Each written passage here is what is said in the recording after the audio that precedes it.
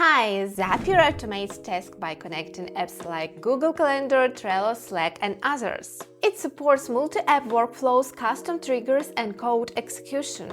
While easy to use and cost-effective, it has API limits and may face blocks. In this guide, we'll show 2 ways to use DataImpulse proxies with Zapier. To make your first Zap, visit their official site and sign up. Use an email and a strong password or sign in with Google. To create a Zap, click +Create and define a trigger and action. For example, set Weather by Zapier to send daily SMS updates. Zapier doesn't support system-wide proxies, so proxies must be configured in individual API requests via webhooks or code steps.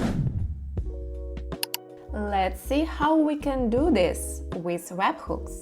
Firstly, sign up for DataImpulse, select a proxy plan, recommended residential, and note your proxy details. In Zapier, create a Zap with Webhooks by Zapier as the action. Choose Custom Request and set the method to get.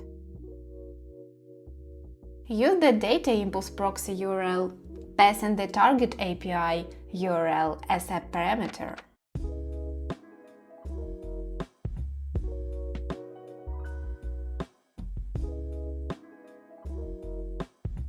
Test the request in Zapier Task History. Data in shows what Zapier sent. Data out should contain weather data or an error message. If successful, use the data for actions like saving to Google Sheets or sending alerts. If blocked, try an alternative method.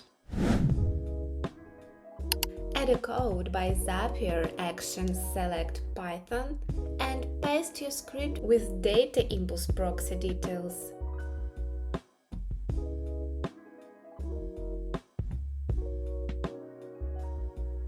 Test it.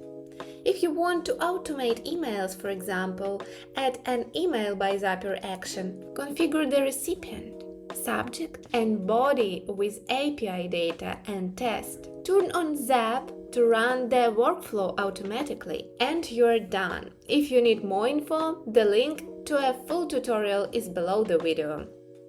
Using proxies with Zapier improves workflow automation and expands accessibility. Use Zaps to fetch API data, store it, or send emails while proxies hide your IP, prevent blocks, and bypass rate limits. Thanks for joining us today. Subscribe for more tutorials and catch you later.